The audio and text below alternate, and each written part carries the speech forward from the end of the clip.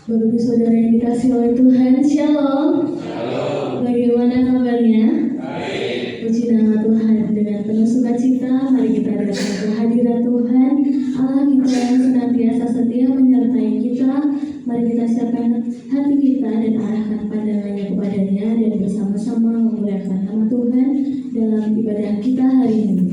Marilah kita mulai ibadah kita saat ini dengan sebuah pengakuan. Pertolongan kita berasal dari Tuhan yang menjadikan langit dan bumi, yang kasih setianya tetap untuk selama-lamanya kepada seisi dunia ini. Kasih karunia dan damai sejahtera dari Allah Bapa kita dan dari Tuhan Yesus Kristus menyertai kita sekalian. Jemaat yang terkasih, mari saya untuk pamit berdiri. Kita bersama-sama kita menaikkan pujian kepada Tuhan. Kita rindu datang mendekat kepadanya. Di hadapannya kita boleh membawa setiap kerinduan, setiap doa dan seluruh hidup kita. Karena dengan hati yang terbuka kita akan memuji Tuhan dan menyanyikan bersama. Kau Allah yang kudus.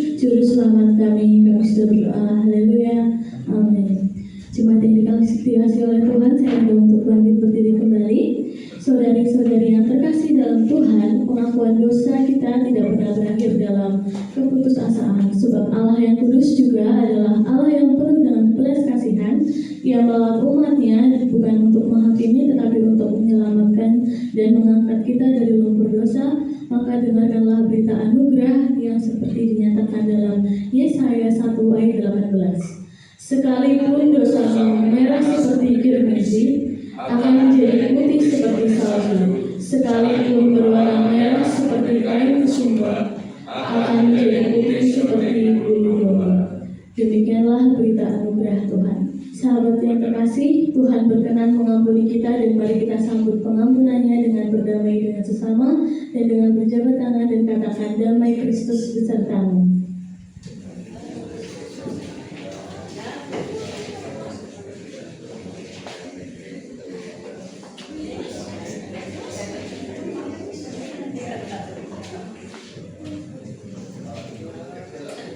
Puji nama Tuhan.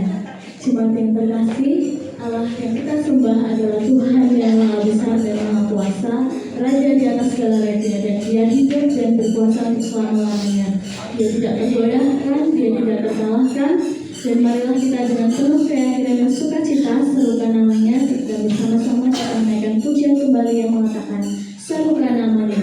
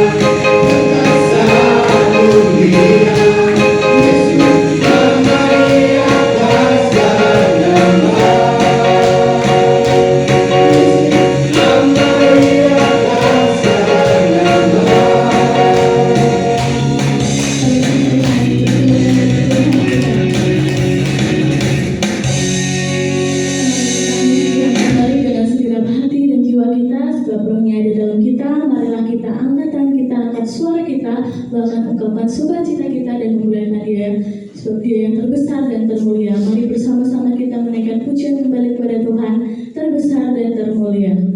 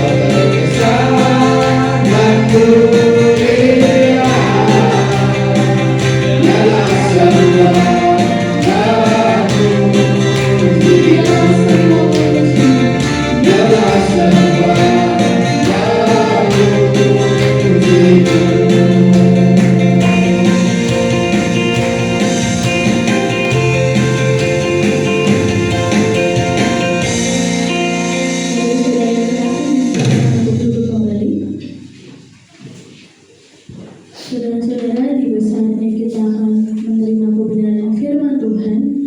Maka dari itu, mari kita siapkan diri dan hati kita dan kita sambut pelayanan firman Tuhan dengan satu pujian, bukti kebesaran.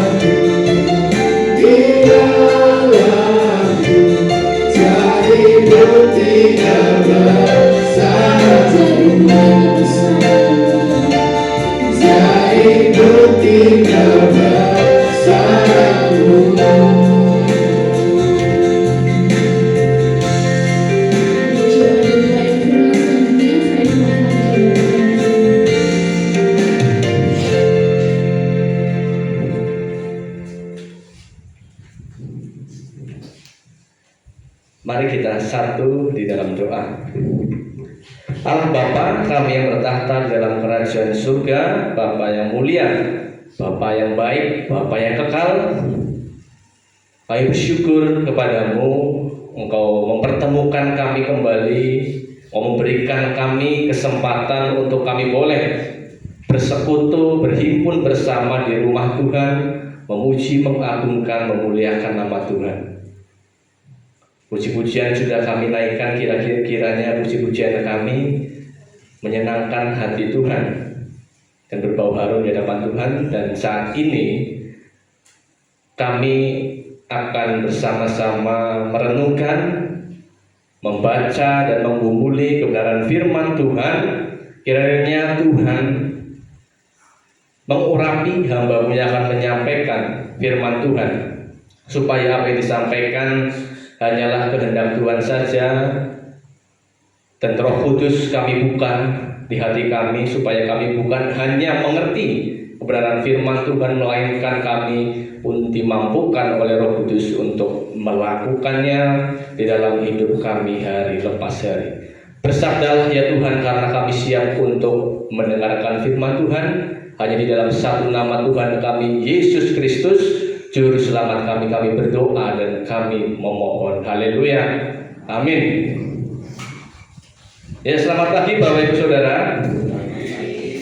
Bagaimana kabarnya hari ini? Baik, puji Tuhan, walaupun hujan ya. Tapi itu tidak mengurangi semangat kita untuk berbakti kepada Tuhan. Bapak Ibu Saudara, mari kita bersama sebelum masuk ke dalam perenungan firman Tuhan, kita akan membaca Injil Tuhan Yesus Kristus menurut Injil Matius pasal yang ketiga ayat 13 sampai 17. Nanti kita baca bersama secara berganti-gantian ya Bapak Ibu Saudara.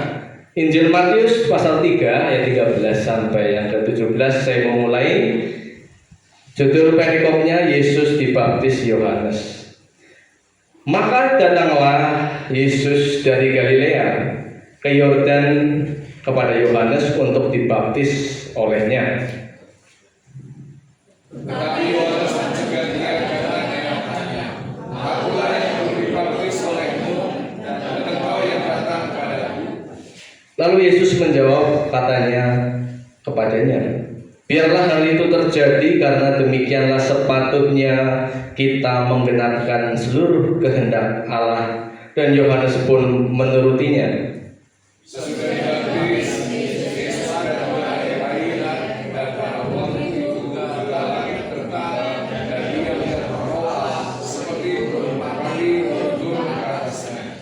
Lalu terdengarlah suara dari surga yang mengatakan, inilah anakku yang kukasihi, kepadanya lah aku berkenan. Amin. Sedemikian jauh pembacaan firman Tuhan. Kita yang disebut berbahagia adalah setiap kita yang membaca, merenungkan dan melakukan firman Tuhan dalam hidup kita hari lepas hari. Bapak Ibu Saudara, saudari yang dikasihi oleh Tuhan, sudah 11 hari kita menapaki tahun yang baru 2026. Betul?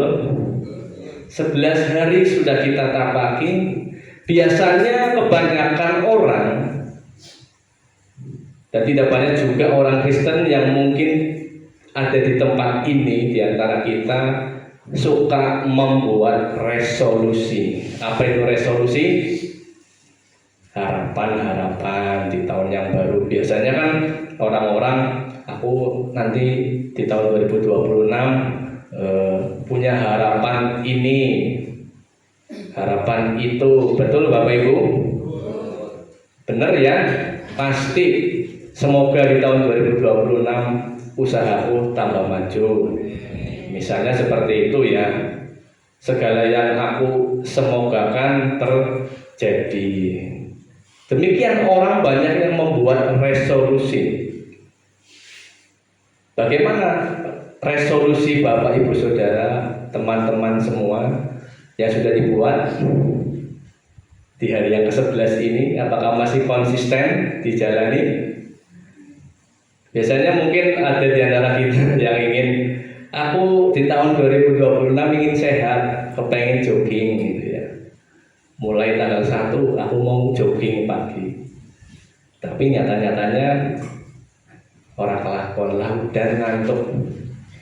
Saya juga punya resolusi, salah satunya kepengen olahraga, tetapi ya nggak konsisten ternyata ya. Jadi apa resolusi Bapak Ibu Saudara kita? Saya nggak tahu, Bapak Ibu yang tahu ya. Saudara, di negara Eropa, tepatnya di daerah Belanda, ada seorang kakek dan cucu sedang bercakap-cakap. Ya, jadi antara kakeknya, mbahnya dengan cucunya sedang berkata, kakek ini namanya kakek George ya. Kakek itu punya resolusi apa kira-kira? Resolusiku ya, iya kek. Coba aku pengen tahu resolusi kakek apa, keinginan kakek apa, harapan kakek George apa. Sang cucu bertanya begitu, Bapak Ibu Saudara. Ya kalau ditanya resolusi ya banyak cu, pengen sehat, pengen makan enak, tetapi satu yang aku inginkan cu, satu nih yang paling penting. Apa itu kan? Yang penting besok bisa bangun. Bapak Ibu Saudara ngerti nggak maksudnya ini? Kok semuanya diem ya? Gak ada yang ketawa. Bukankah ini penting Bapak Ibu Saudara? Segala macam resolusi keinginan kita, tapi kalau besok nggak bangun gimana? Rugi kan ya, sama aja bohong. Jadi ini menjadi pengingat juga buat kita ya Bapak Ibu Saudara ya.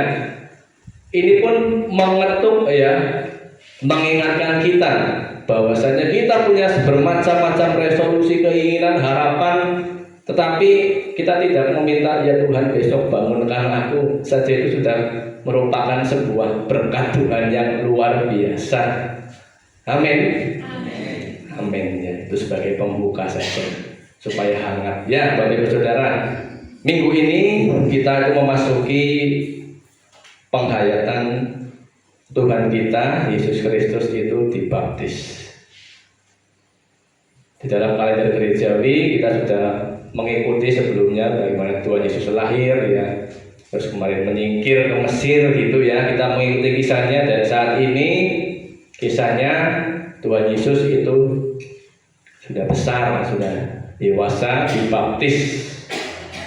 Nah, berbicara soal baptisan Bapak Ibu Saudara, di sebuah daerah, di daerah Klaten, ada seorang bernama Wagimin dan Sentot.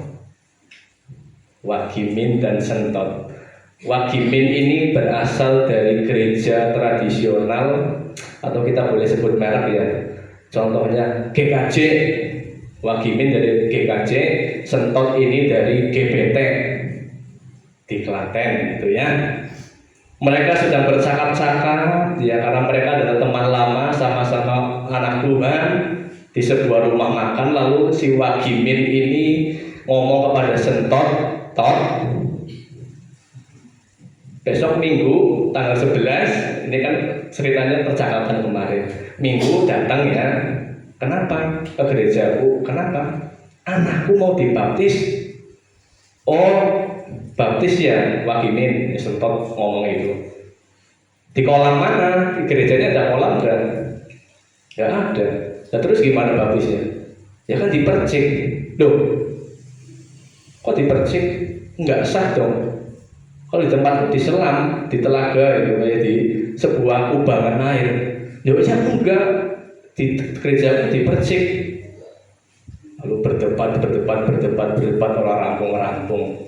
Akhirnya kita nggak tahu, jadi datang nggak Sentot ke gerejanya Wagimin itu ya.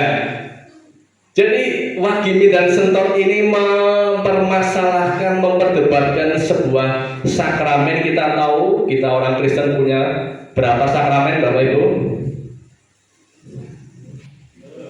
Itu 32. Saya menjebak. Orang Kristen khususnya Protestan mempunyai 2 sakramen. Yang pertama sakramen perjamuan kudus dan sakramen baptisan. Kita semua di sini hampir sudah semua dibaptis ya. Apakah perlu baptisan itu diperdebatkan? Saya rasa tidak perlu diperdebatkan. Mau dipercik, mau diselam, itu tidak masalah. Karena baptisan itu adalah sarana pembuktian bahwasanya kita itu mengikut Kristus, percaya kepada Yesus. Dan yang paling penting Bapak Ibu Saudara, ketika seseorang memutuskan untuk percaya kepada Yesus, dibaptis, maka formulanya aku membaptis kamu di dalam nama Bapa, Anak dan Roh Kudus. Yang penting dibaptis di dalam nama Allah Trinitas, bukan yang lain-lain. Itu sudah sah. Mau dipercik, mau diselam, tidak masalah, semuanya sah. Bapak Ibu Saudara, makna pembaptisan itu di dalam iman kekristenan adalah bahwasanya orang itu sudah ditahirkan oleh Kristus. Yang pertama, makna daripada pembaptisan, orang itu sudah ditahirkan oleh Kristus. Yang kedua, makna pembaptisan adalah orang itu sudah dibenarkan oleh Tuhan, orang itu sudah diampuni oleh Tuhan. Dan baptisan menjadi tanda bahwa seseorang yang memutuskan untuk percaya kepada Kristus itu, dia memasuki hidup yang baru. Di surat Rasul Paulus dikatakan dikuburkan, ditenggelamkan, dan dibangkitkan kembali menjadi manusia yang baru. Itu kan esensinya seperti itu ya Bapak Ibu ya. Pemaknaannya secara sekilas seperti itu. Makna pembaptisan demikian Bapak Ibu Saudara. Nah Bapak Ibu Saudara, saudari yang dikasihi oleh Tuhan, sesungguhnya kita perlu tahu di satu sisi di dalam bacaan kita tadi, kalau kita perhatikan itu kan Tuhan Yesus dibaptis. Tetapi kita perlu melihat sisi yang lain. Saya akan mengajak Bapak Ibu Saudara melihat sebuah sisi yang lain di Sungai Yordan. Tuhan Yesus dibaptis di Sungai Yordan. Sungai Yordan menurut umat Yahudi itu mengingatkan akan peristiwa besar, yaitu peristiwa nenek moyang bangsa Yahudi, umat Israel dahulu di bawah kepemimpinan Yosua. Kita tahu Bapak Ibu Saudara, Musa mati dan dia tidak diizinkan Tuhan memasuki tanah Kanaan, tanah perjanjian dari Tuhan. Lalu digantikan oleh asistennya Yosua. Jadi di bawah kepemimpinan Yosua, ketika bangsa Israel itu kan kita tahu diputer-puter di padang gurun berapa? 40 hari. Berapa Mbak Aning dulu sekolah minggu? Berapa tahun diputer-puter? 40 jam. 40 tahun Bapak Ibu ya.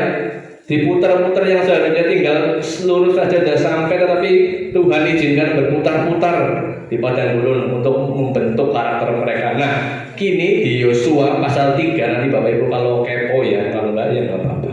Kalau penasaran baca nanti Yosua pasal 3, itu kita melihat nanti akan ada bangsa Israel mau masuk ke Kanaan, itu tanah perjanjian, dia menyeberang Sungai Yordan. Agak mirip ya dengan penyeberangan di Laut Teberau, tapi ini menyeberang Sungai Yordan.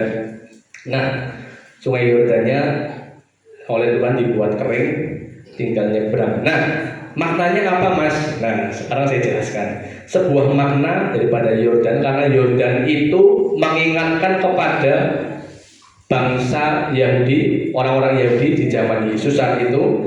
Oh ya, nenek moyang kita dulu itu menyeberangi Sungai Yordan ya untuk masuk tanah perjanjian. Jadi maknanya itu apa? Komunitas yang dipersatukan oleh cinta Allah, dan mereka menjadi bagian dari keluarga Allah, memasuki fase kehidupan yang baru. Agak mirip-mirip ketika saya merenungkan Bapak Ibu Saudara.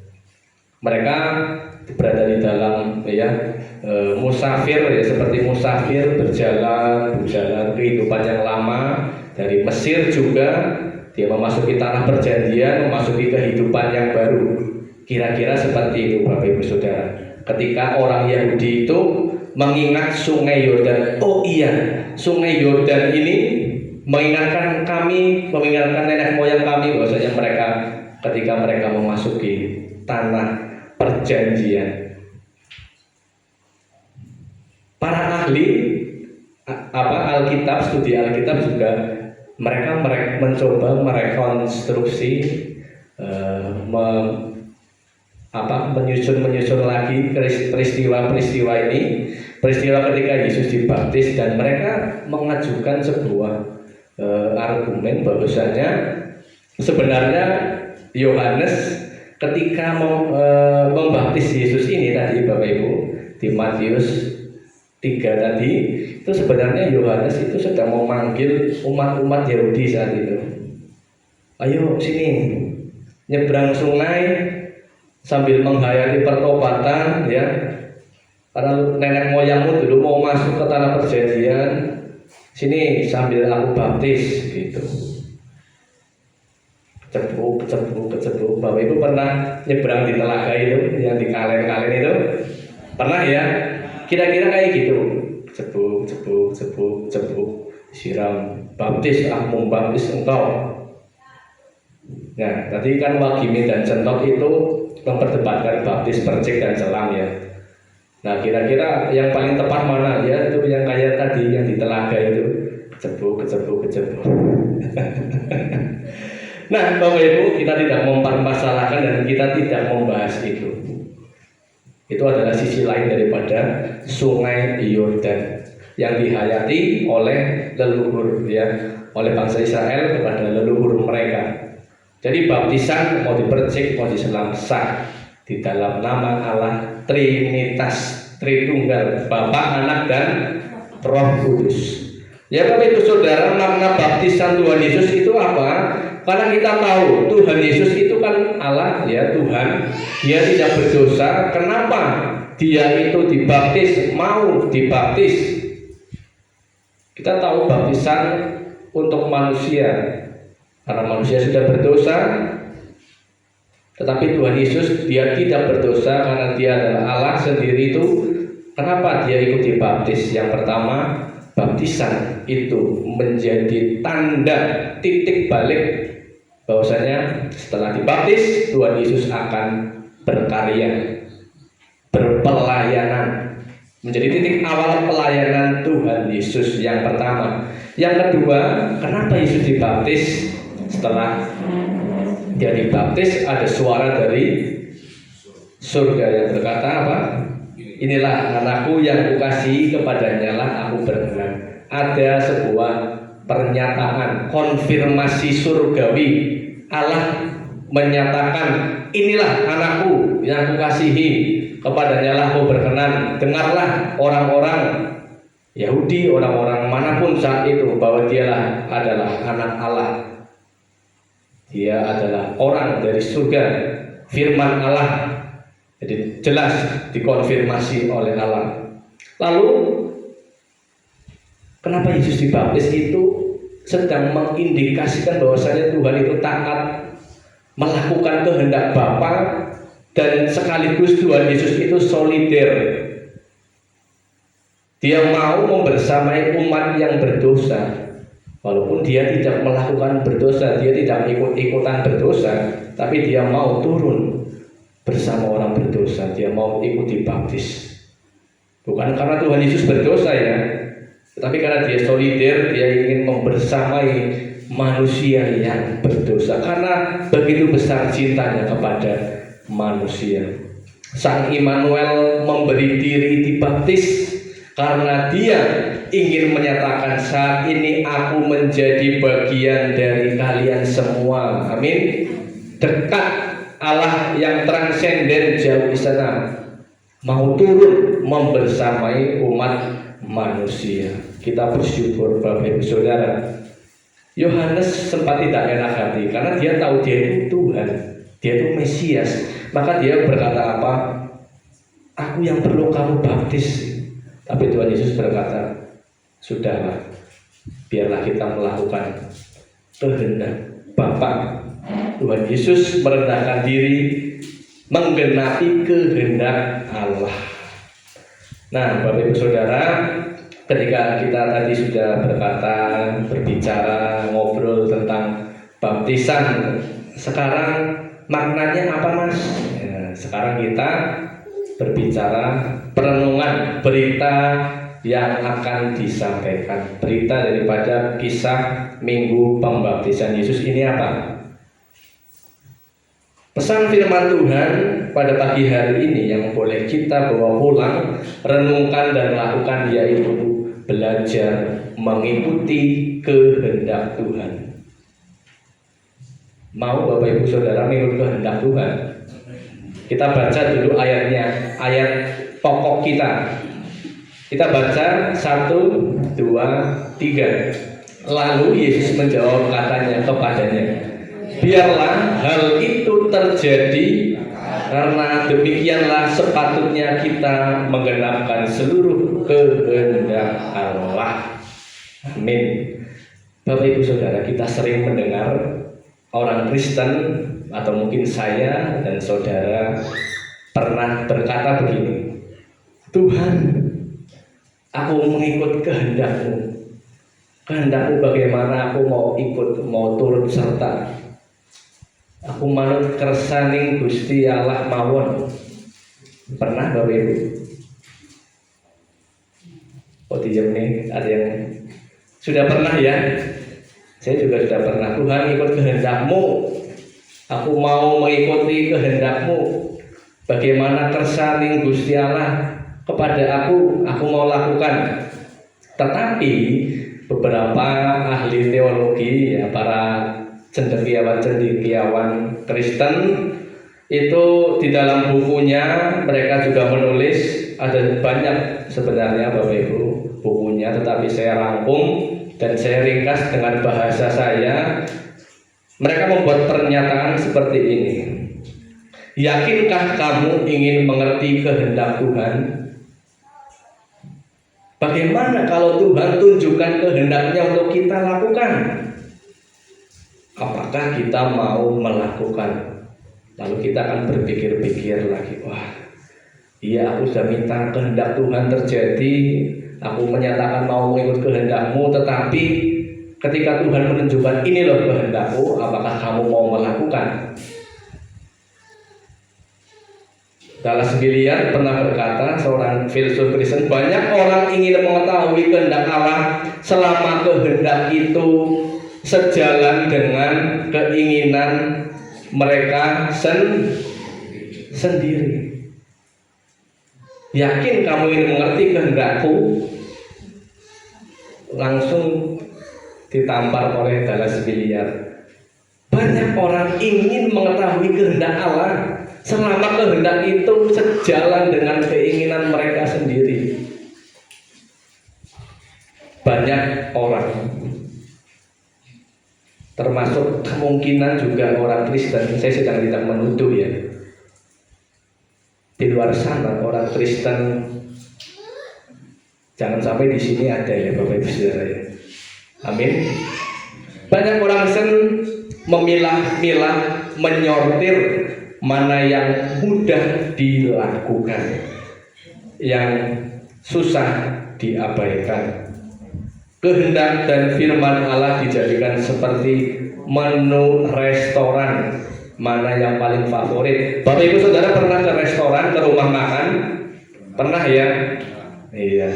Yang favorit pasti itu yang dipilih. Yang nggak suka itu dicoret, nggak dipesan gitu. Kalau saya pasti ke sebuah rumah makan, pasti saya cari ini karedok mana. Pasti kalau ada menu di situ karedok, saya order itu, saya pesan. Gitu.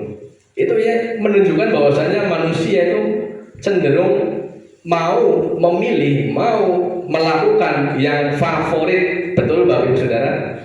Favorit. Sing ora enak aku ora doyan. Jangan pare bebah temen pesen ya. Mari restoran kok pesen pare apa? Pare di rumah anak gitu ya. Ya itu. Ketika di restoran kita pasti memilih yang favorit, yang enak. Nah, demikian dengan manusia. Orang Kristen seringkali dari beberapa persen mungkin ada yang hanya ingin memilih kehendak Tuhan yang enak saja. Misalnya, segala perkara dapat kutanggung di dalam Dia yang memberi kekuatan kepadaku. Amin. Haleluya. Aku percaya Tuhan. Aku aminkan. Tetapi ketika firman Tuhan, kehendak Tuhan berkata, jauhkan dirimu dari segala percabulan, ketamakan, kemalasan, keegoisan. Aduh, kita mulai berkata apa? Haleluya. Tapi demikian seringnya seperti itu Bapak Ibu Saudara. Lalu ada firman Tuhan berkata, kita tahu sekarang bahwa Allah turut bekerja dalam segala sesuatu untuk mendatangkan kebaikan bagi mereka yang mengasihi Dia. Haleluya, haleluya. Tetapi ketika firman Tuhan mengatakan kamu harus mengampuni, Megas ampuni dia. Aduh Tuhan, minta apa saja dari aku deh, tetapi jangan kau minta supaya aku mengampuni orang itu.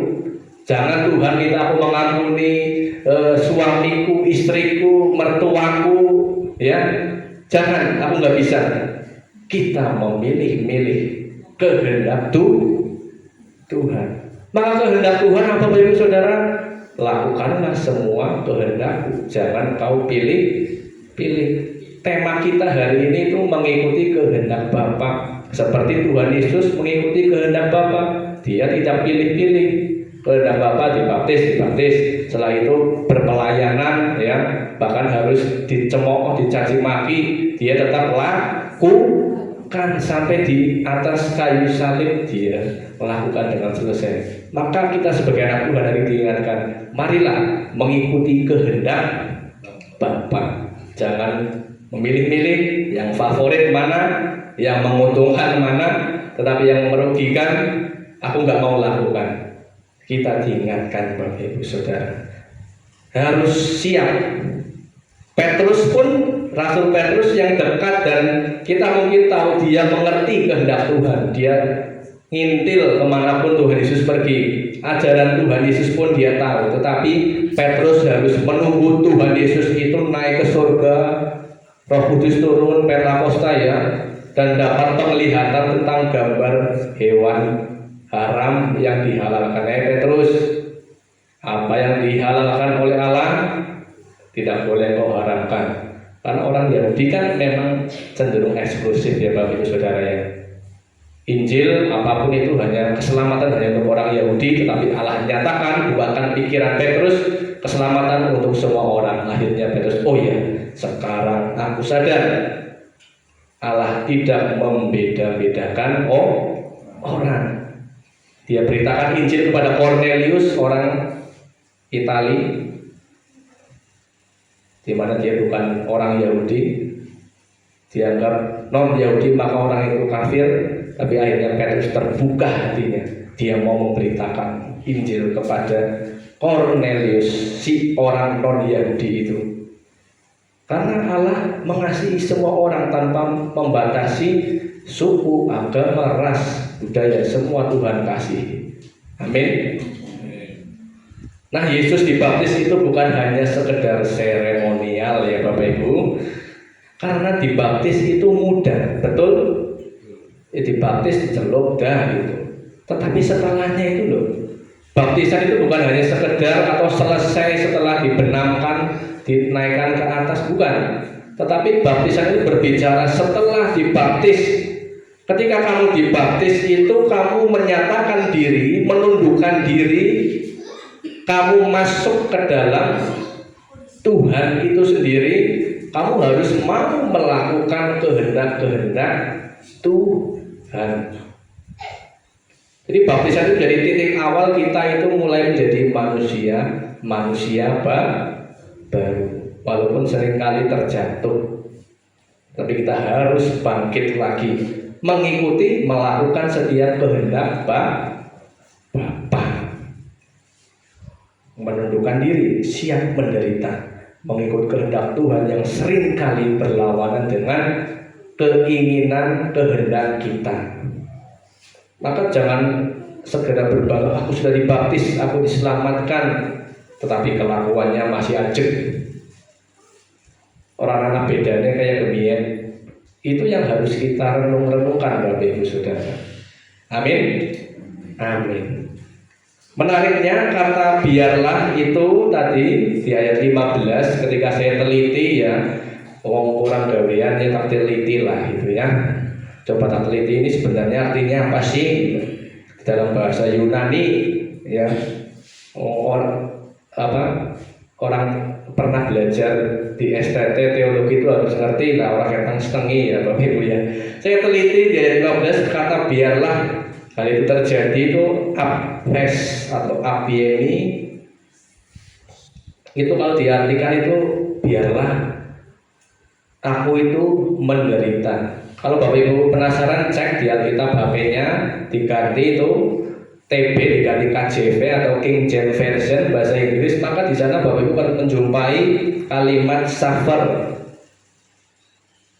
atau menderita. Jadi diartikan biarlah aku menderita. Ketika Tuhan Yesus berkata seperti itu di ayat 15 tadi, biar aku menderita, ya.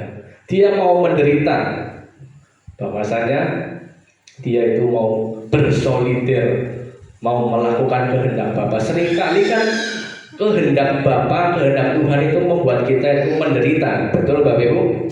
Mengampuni orang yang menjahati kita, contohnya yaitu membuat kita menderita. Tetapi itulah panggilan Tuhan, kehendak Bapa, kehendak Kristus yang harus kita lakukan, harus kita hidupi setiap harinya.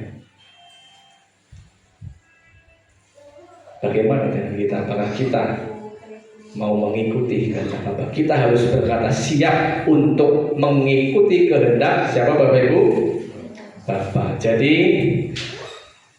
Tuhan Yesus taat karena selaya dibaptis ia akan memasuki fase pelayanan dan penderitaan hingga puncaknya di kayu salib. Tetapi ia terus taat kepada kehendak Bapa. Bapak Ibu Saudara, perhatikan Injil, ada berapa Injil? 4, Matius, Markus, Lukas, Yohanes. Kalau kita memperhatikan 4 Injil, Matius, Markus, Lukas, Yohanes itu menyoroti peristiwa baptisan Yesus, ada semua. Berbeda dengan kisah kelahiran Tuhan Yesus, Natal ya. Kisah kelahiran Tuhan Yesus itu hanya disorot oleh Matius dan Lukas. Penasaran? Silahkan dicek nanti di rumah ya. Cek saja di Markus sama Yohanes, bahkan ketemu mereka itu menulis peristiwa kelahiran Tuhan Yesus.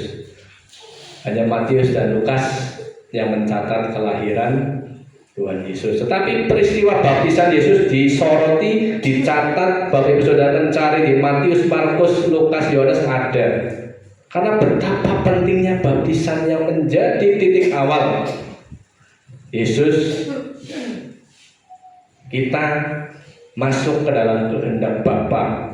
Yang mana kehendak Bapa itu kadang-kadang tidak selaras dengan keinginan kita, tetapi kita harus mau terus melakukan kehendak Bapa. Karena ingat, apapun yang kita lakukan, kehendak Tuhan yang menyakitkan, yang merugikan yang kita lakukan di dalam Tuhan itu tidak sia-sia. Karena di dalam Kristus, bersama Kristus, endingnya nanti itu indah. Amin. Tidak sia-sia. Mahkota kekal akan kita dapatkan, keselamatan surga kita dapatkan.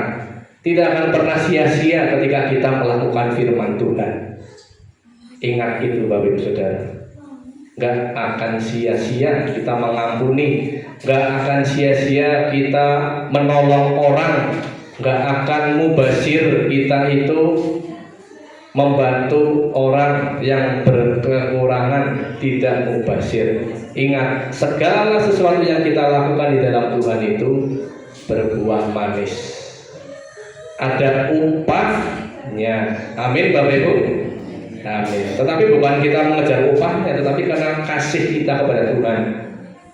Kalau motivasi kita karena oh ya aku mau melakukan karena ada upah, yaitu nomor sekian lah. Yang harus menjadi motivasi adalah karena kita mengasihi Tuhan Yesus yang terlebih dahulu sudah mengasihi kita terlebih dahulu. Bapak Ibu, saudara-saudari kasih Tuhan, setelah kita berbicara tentang baptisan Yesus, satu hal yang perlu kita renungkan, apakah kita benar-benar siap mengikuti kehendak Tuhan? Banyak dari kita mungkin ingin mengikuti Tuhan, tapi seringkali hanya jika kehendaknya sejalan dengan keinginan kita. Namun Yesus, seperti Yesus kita dipanggil untuk taat, bahkan saat kehendak Tuhan itu sulit, bahkan penuh penderitaan. Apakah kita siap menanggalkan keinginan pribadi dan mengikut kehendak Bapa? Ingat, setelah baptisan Yesus memasuki pelayanan dan penderitaan. Demikian juga kita dipanggil untuk taat meski tidak mudah. Mari kita renungkan apa yang sulit kita lakukan dari kehendak Tuhan. Hari ini kita mau katakan, siap Tuhan, aku mau siap melakukan kehendak Tuhan. Amin. Tuhan kiranya memberkati kita. Kita berdoa. Kami bersyukur Tuhan untuk perenungan sabdamu pada pagi hari ini. Engkau mengingatkan kami melalui kisah pembaptisan Tuhan Yesus bahwasanya Tuhan taat melakukan kehendak Bapa, tidak memilah-milah, tidak menyortir mana yang favorit. Maka kami hari ini diingatkan ya Tuhan, supaya kami pun tidak memilah-milah, menyortir, memilih-milih mana yang menguntungkan, mana yang merugikan. Kami mau melakukan semua kehendak Tuhan. Ampuni segala dosa pelanggaran kami ya Tuhan. Roh Kudus kiranya mampukan setiap kami untuk terus dimampukan melakukan kehendak Tuhan. Dalam nama Tuhan Yesus kami berdoa dan memohon. Haleluya. Amin.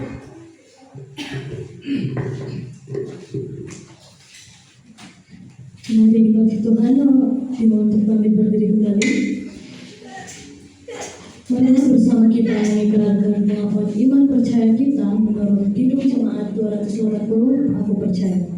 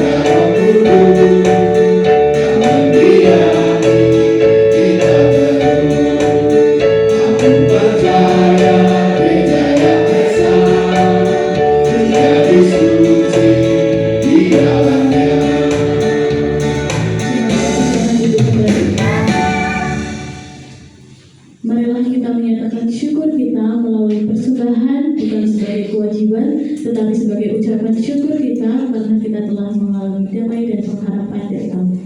Firman Tuhan dalam Mazmur 96 ayat 8-9 mengingatkan kita, berilah kepada Tuhan kemuliaan namanya, bawalah persembahan dan masuklah ke pelatarannya, sujudlah menyembah kepada Tuhan dengan berhiaskan kekudusan, gemetarlah di hadapannya, hai segenap bumi, kita naikkan pujian untuk iringi persembahan. Sungguh kubangga.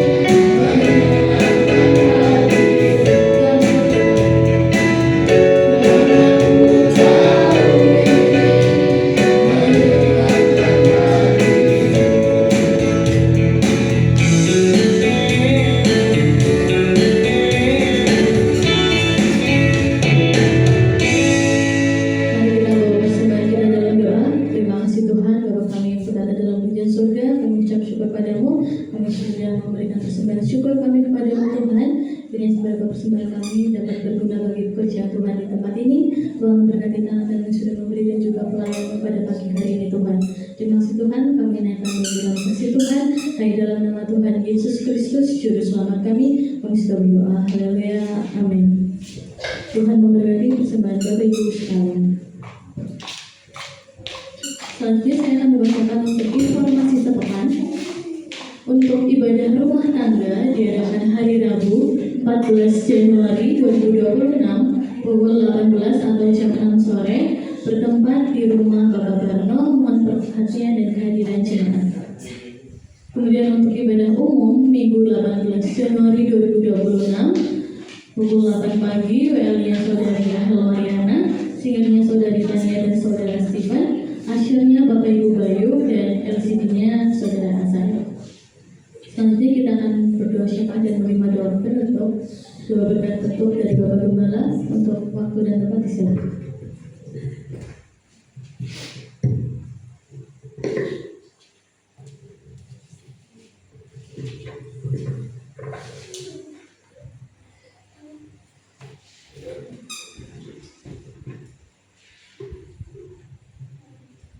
Sebelumnya kita juga akan berdoa untuk Saudara Feni yang kemarin kecelakaan tidak hadir, supaya juga Tuhan memulihkan kesehatannya, karena informasinya menurut dokter retak ya tangannya, tulang tangannya karena kecelakaan di Purbalingga kemarin pada waktu mau berangkat bekerja ya. Jadi kita dukung dalam doa. Kita masuk dalam doa syafaat sekaligus kita masuk dalam doa berkat. Terpujilah Engkau Bapa kami yang kami kenal, kami sembah di dalam nama Tuhan kami Yesus Kristus.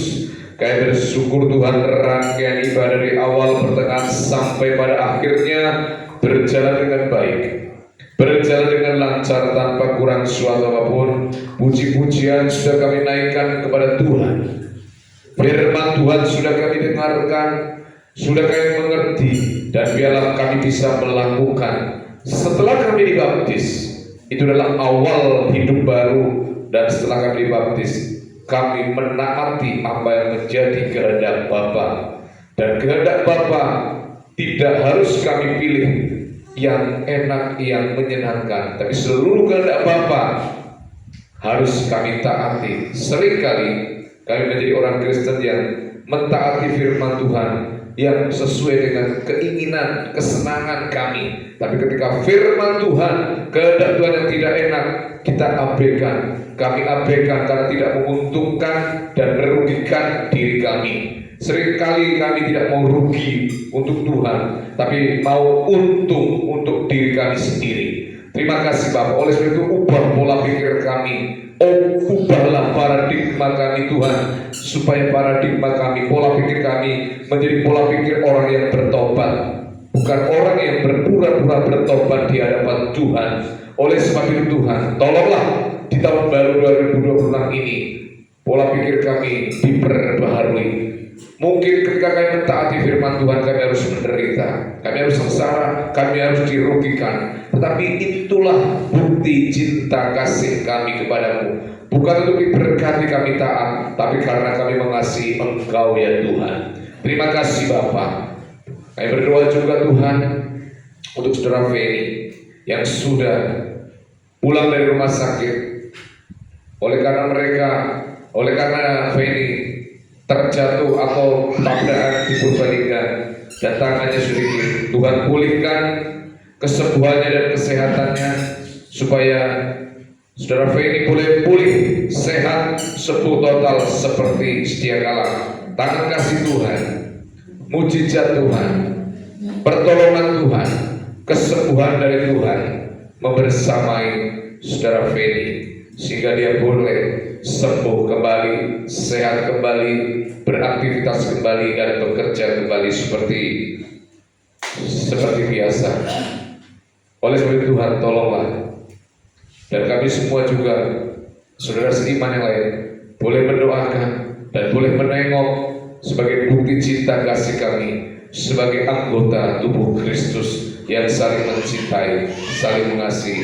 Doa kami berikan, tapi juga kepedulian kami boleh tunjukkan ya Tuhan. Terima kasih Bapa. Dan pada pagi hari ini kami berdoa, Tuhan kiranya Engkau juga akan memberkati, memulihkan daerah-daerah yang terkena bencana di Aceh, di daerah Sumatera, di Medan.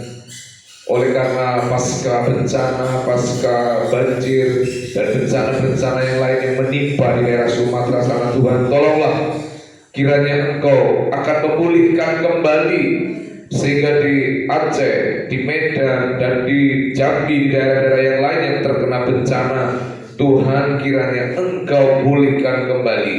Engkau bisa bangun kembali melalui pemerintah yang ada dan penduduk setempat. Mereka yang kehilangan tempat, kehilangan keluarga, Tuhan hibur, Tuhan kuatkan semuanya. Dan Tuhan tolong juga pemerintah cepat tanggap untuk terus membangun dan mempedulikan daerah-daerah yang terkena bencana itu.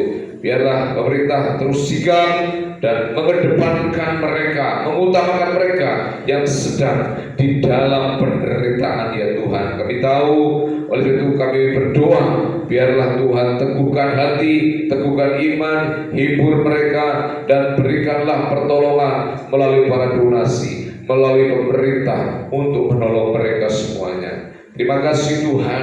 Kami juga berdoa bagi usaha, dagang, pekerjaan yang ditekuni oleh umat-Mu, oleh jemaat-Mu di tempat ini. Ada yang dagang, ada yang petani, ada yang mungkin kaum buruh, ada yang mungkin karyawan. Semuanya Tuhan tolong berkatilah usaha mereka, berkatilah pekerjaan yang mereka lakukan, yang mereka tekuni Tuhan, sehingga apapun profesi, apapun pekerjaan jemaat tempat ini, Tuhan memberkati, Tuhan membuat sukses, Tuhan membuat berhasil, dan biarlah Tuhan sendiri yang akan terus menuntun langkah mereka, dan melalui pekerjaan, melalui apa yang mereka lakukan, Tuhan mencukupi mereka, dan nama Tuhan Yesus dipermuliakan. Tuhan Yesus, kami juga berdoa bagi pemimpin bangsa kami. Tuhan, kami doakan bagi presiden kami, wakil presiden kami, para menteri, para gubernur, para bupati, wali kota, semuanya Tuhan berkati, agar beliau-beliau yang menjadi pemimpin negeri ini, mereka memimpin dengan arif, dengan adil, dengan bijaksana, dengan takut akan Tuhan, dan mereka betul-betul memimpin bukan untuk kepentingan pribadi ataupun golongan mereka, tapi mereka memimpin dengan amanah. Terima kasih Tuhan, terima kasih. Kami juga berdoa Tuhan, biarlah Engkau terus memberikan kepada para pemimpin kami hati yang bijaksana, hati yang baik, hati yang betul-betul mereka mengayomi, melindungi seluruh masyarakat bangsa Indonesia. Makasih Tuhan, berikan kerendahan hati kepada para pemimpin kami, berikan keadilan kepada para pemimpin kami. Kami juga berdoa Tuhan secara khusus untuk Purbalingga tercinta. Berkatilah kota kami Purbalingga, supaya kota Purbalingga semakin maju, semakin diberkati oleh Tuhan. Kami serahkan Mas Bupati Fahmi Muhammad Hanif dan Mas Dimas Prastyahani sebagai wakil bupati. Tuhan memberikan kesehatan dan hikmat, bahkan seluruh Forkompinda yang ada di Purbalingga Tuhan berkati. Mereka bergotong royong, mereka bekerja sama membangun Purbalingga aman, adil, makmur, sejahtera, dan tidak ada bencana di kota kami. Terima kasih Tuhan, terima kasih. Kami berdoa untuk Bapak Kapolsek kami Kutasari yang terus berjaga dan melindungi kami setiap minggu dan mengutus para anggota yang di tempat ini. Tuhan berkati Bapak Kapolsek dengan seluruh anggota yang bertugas di tempat ini setiap minggunya. Bahkan Bapak Camat dengan seluruh pembincangnya, Bapak Kepala Desa kami, Bapak Sukardi dengan seluruh perangkat-perangkatnya. Tuhan memberkati beliau-beliau. Makasih. Kami juga berdoa Tuhan untuk seluruh jemaat-Mu, khususnya yang bersekolah baik walaupun saat libur, baik TK, SD, SMP, SMA, bahkan yang kuliah, Tuhan membersamai, Tuhan mencukupi sampai pada selesainya mereka kuliah lulus dengan baik, dan segala dana yang dibutuhkannya Tuhan tolong berkati mereka semua. Akhirnya ya Tuhan, inilah doa kami yang kurang sempurna ini, dan kami akan terus memilih untuk Tuhan, melakukan kehendak Tuhan, siap melakukan apa yang menjadi perintah Tuhan.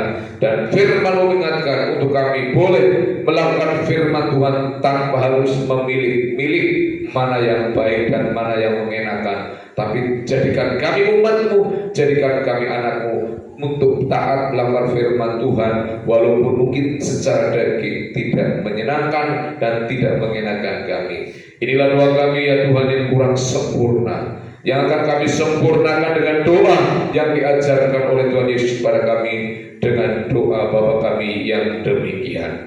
Bapa kami yang di surga, dikuduskanlah nama-Mu, datanglah kerajaan-Mu, jadilah kehendak-Mu di bumi seperti di surga.